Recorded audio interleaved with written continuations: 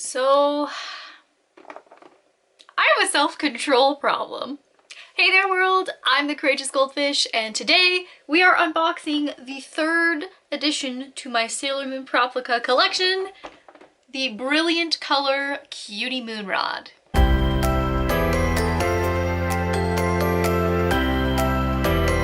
Out of all of Sailor Moon's weapons, the Cutie Moon Rod, out of all of them, just ranks a little bit lower on the design list for me, just because I'm not really a super huge fan of the composition of it all. In my opinion, the Spiral Heart Moon Rod is a way better executed design. That's just my personal opinion, and I hear my plea. Please re-release this Spiral Heart Moon Rod, please. Please, I can't be out here paying $300 for it now, secondhand. So yes, because of that reason, I didn't pre-order it when they first went up for pre-order. I just pre-ordered the Crystal Star, and then I got the Crystal Star and I unboxed it, and I saw other people unboxing the both of them, and I was like, oh girl, I actually really love the sleek, sexy design of this recolor, and so now, via Amazon, I have my brand new shiny baby. This wand is kind of old news, and so if you're in the Sailor Moon community, you've probably seen other people unbox it already, but just in case you have not, I'm going to be going through all of the different body components and also all of the different sounds that it makes. I have already unboxed my Cutie Moon Rod. It's been sitting in my collection for about a week or so. That's why there's this blank space behind me, because that's its new home. But I'm going to show you all the features it has, and we'll just get into it without further ado. So this is the PROPLICA Brilliant Color Edition Cutie Moon Rod in all of its shiny and beautiful glory. So obviously, there are major differences between the original one and this brand new recolor, the most obvious of which is the coloring. The reason why I wasn't super sold on the Cutie Moon PROPLICA original was because of the color scheme, and also just because I'm not super stoked about the design of the wand in general, and so I passed on that one just because of that. But the recoloring and like the specific pinks that they used and just the way that they did this one overall, I was like, I'm really digging the color scheme that we've got going on here. They've got the very baby pink here as opposed to the super like peachy, darker, kind of more hot pink-ish that the original was. And also the globe kind of like ball thing in the middle here was red on the original, which I was not super stoked about. And so really loving the baby pinks and the pink globe that is happening here. Obviously, as you can see, it is super shiny, which means it's very prone to scratches. The Bandai PROPLICAs are known for this, especially in the first production run where they were first doing like the Moonstick and the first runs of these PROPLICA things. There was a lot of issues at Bandai with quality control. They've gotten it down pat because they've done a lot of these PROPLICA things. But that's something to note if you are interested in collecting these, is that scratches are an inevitability. So if you don't mind that, then these will be great for you to collect. But if you need things to be in like pristine condition, you're probably going to be a little bit annoyed.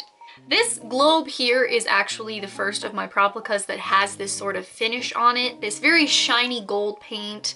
My Moonstick has that, and the kind of like pearlescent plasticky finish. My Crystal Star has that, but the paint finish on the globe here, that's my first time owning a PROPLICA with that feature.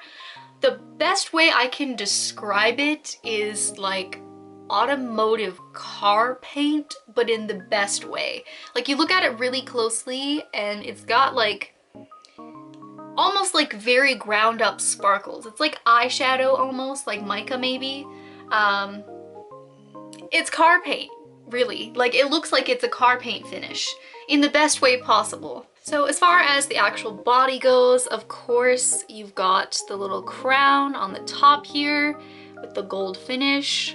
This plastic part here is actually relatively see-through because there are some LEDs in here that light this part of the wand up when you're playing sound. So I think that's a really nice feature as opposed to having it just plain plastic. I think that really adds something to it, especially because you are paying like $160 for this thing. It better be amazing when it lights up, right? So obviously you've got the main kind of like body of the wand here, which is like the crescent moon shape with the globe in the middle here and the little heart with the wings that kind of like connects it to the bottom piece of the wand here. Very shiny, and I'm not actually 100% sure if the automotive quality paint is new. I've just never had a Proplica that's had that. It's very prone to fingerprints though. Like you touch this, it's got fingerprints on it. It actually came with fingerprints on it, which I'm assuming was because of the Bandai quality control. It's not like actually in the paint, because I probably would have asked for a refund if it was. And it just wiped off and everything, but it's very, very prone to getting like greasy like fingerprint stains on it. So avoid touching it like I am at this very moment. Obviously you've got the very shiny wings, which I love, with a little heart on the middle. This jewel does not have LEDs in it like the crown part does. Would be kind of cool if it did, but you know, you can't have everything, so I'm not going to complain about it. Obviously, I'm going to show you later what all of the buttons do and all the functions and everything, but for your own knowledge, these two up here are functioning buttons, and this one here is not. It's just for decor. And on the end, of course, you've got this little thing. It is not functional at all. On my moonstick, this is how you would change the mode. You would twist it, the mode for the sounds, but this does not move. It's the same finish as this globe here. It's kind of like the car paint-esque type of thing. And that's kind of the body of the wand here. To be honest, the way that it feels when I first took it out of the box, I'm like, this doesn't feel as good as my other ones do, purely just because it is so top heavy. Most of the weight is balanced here, and there is not a lot of weight down here, and so when you're holding it, it almost feels like the middle is very like fragile. Like if you whipped it around too much too hard, it would snap. Obviously, you know, you're not buying these things to be rough with them. They're not meant for play, they're meant for display, and so that shouldn't be something you have to worry about if you're thinking about buying this, but it was just something that I noticed when I took it out of the box, so I thought I wanted to note it for you guys just in case. Now it's time to talk about the sounds, which is the fun part. Obviously on the back here we have the little heart-shaped speaker. These Proplicas are really well known for having super discreet speakers as opposed to the old 90s toys that had the really ugly and obvious ones. So in case you were curious, that's our speaker. How you turn this on is on the side of the globe here, there's a little button that you can push that takes the whole back side of the globe off. And so on the inside here, there should be a little plastic tab that you can pull, and then there's just a on-off switch.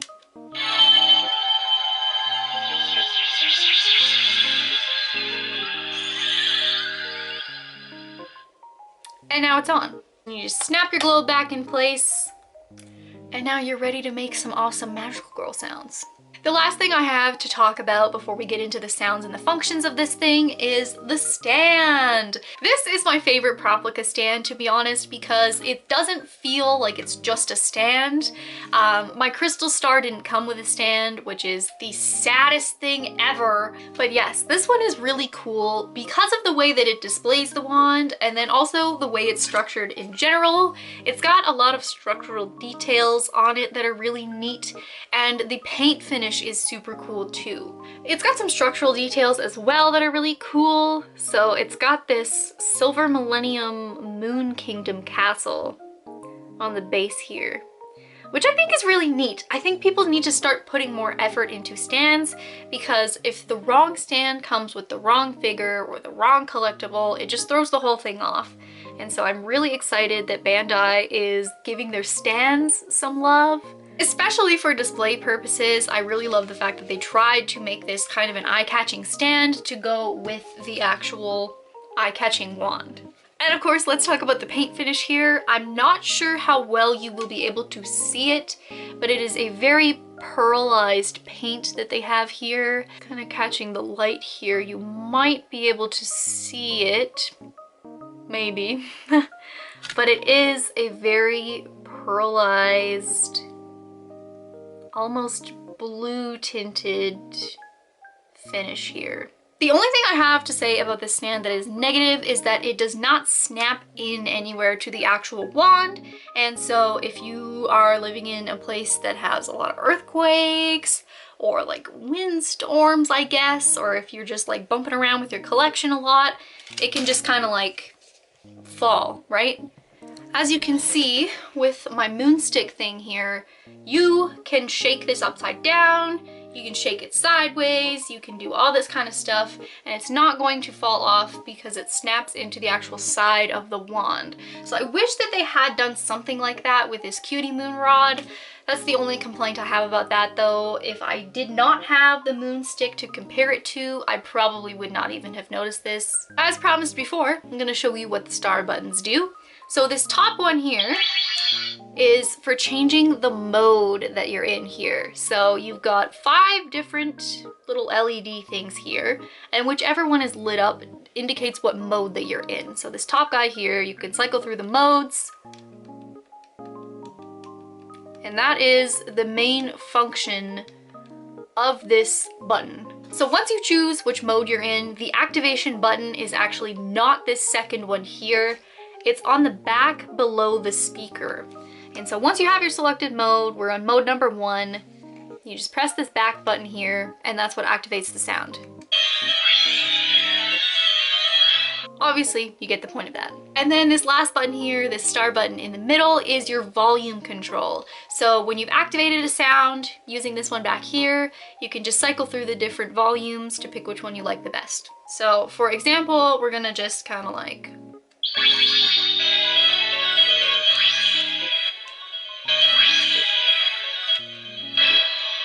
so there's 4 different volume modes, and you can pick whichever one you like the best, which I think is a really great feature, especially for people with sensory needs, because if you really hate loud sounds, sometimes the really loud like, Princess Alicia, that could be annoying, right? So you can choose whatever kind of volume you'd like to have, or if you live in an apartment and you want to still play with your toys, but you don't want to annoy your neighbors, you can pick the volume. Obviously, since I'm really annoying, I always keep my Proplicas on the loudest sound, but you could change the volume if you wanted to. That's what the middle button is for.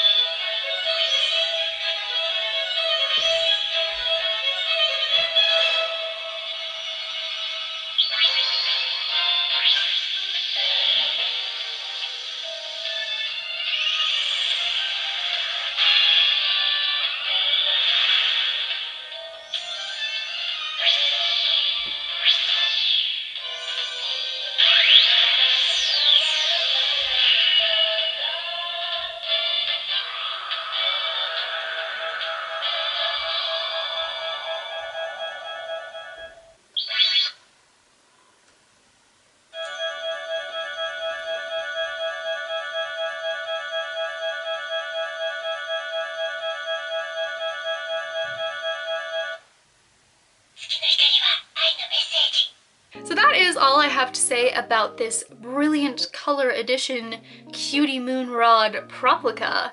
If you're interested in more Sailor Moon PROPLICA videos, I do have 2 videos on my moonstick and my crystal star. The moonstick one is like 3-4 years old now, and it's really cringy and bad, but it's like the most viewed video in my channel analytics every single month, so I don't know why, but people really love that video. So if you're interested in that cringe fest, I'm gonna link it down below for you with my crystal star video. If you happen to like me, hey, hi, hello, you can hit that subscribe button. I do reviews on all different kinds of collectibles, as well as like lifestyle stuff, and so if you're interested in seeing that, stick around. I actually have something coming in the mail that is Sailor Moon related that I'm really afraid to open. I put a pre-order in January on the Sailor Moon HGIF Premium Collection, and I am terrified to open it because I saw the promo pictures and they were so nice, and I was like, yes, I'll give up my left arm for this. And then people started getting them and posting pictures online, and they don't look like they do in the promo pictures. They look like bootlegs, and so I'm terrified now to open them. But if you want to see that eventual shit show, please stick around, it's coming. I'm saying that like it's gonna be terrible. Honestly, I don't think it's going to be that bad, hopefully. I just think that it's really expensive, and based off of the pictures that I've been seeing, the quality is a little bit suspect, and so I'm really afraid. That's Bandai, you know? They will not sell the Sailor Moon license to other companies so that they can make better figures. Like, it's just, it's killing me. Okay, rant over, we're done. And even if you're not sticking around, thank you so much for watching, and I will see you on the flip side.